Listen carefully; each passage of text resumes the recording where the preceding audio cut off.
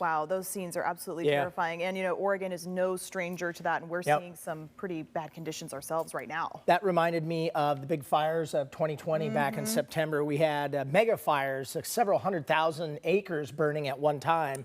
And I remember looking just like that. This is a generic map I've got that just kind of shows a placement of a lot of the fires that we have across the state.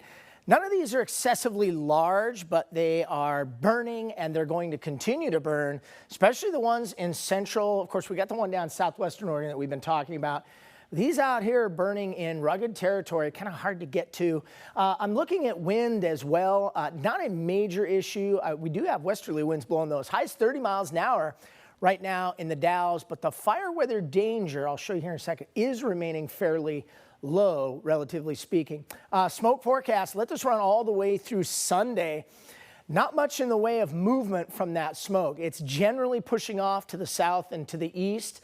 So folks over there in Deschutes County, Bend up through Grant County and off to the north and east, you're going to see that smoke as those fires continue. In fact, notice the air quality over the northwest part of the state, southwest Washington, looking good.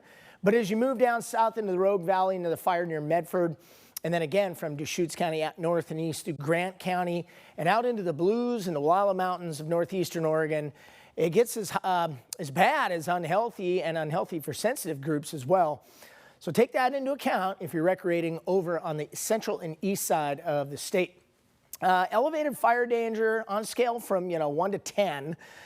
We're only looking at 4s across that area tomorrow. Now that may seem like high, but we don't have any significant wind or any mechanisms to trigger more like dry lightning. Okay, Seaside right now. Look at that big cloud right on top of Tillamook Head as folks enjoy lots of sunshine out there. You see the flag blowing pretty stiff there from the west. West wind's been blowing most of the day there. Sunshine. We've got sunshine in the valley. This Ridgefield ALNA camera up in Clark County. As we look at Interstate 5, lots of good clear visibility as we look off towards the south. Down here in downtown Portland, Subaru Portland camera. On top of the coin tower, 78 degrees, lots of sunshine, just a cloud or two around. 40% relative humidity, dew points 52. And the wind today, it's been light, north at 8. We had those morning clouds this morning. It's kind of interesting. I was up early this morning and the clouds were non-existent at sunrise, and for a couple hours after that, then they developed right over Portland for a few hours. They got back out of here around 11 a.m. You see there is still a little bit on the far northern Oregon coast. We're going to have a different pattern set up tomorrow. We're going to see less in the way of that fog and morning low clouds, a lot more in the way of sunshine coming up as we move into your Sunday afternoon. A slow warm up taking place. Now, average high is 83 in Portland. We made it to 78 in both Portland and Vancouver. Did make it to 83 in Salem, 85 Eugene. A lot of 60s to near 70 along the coast.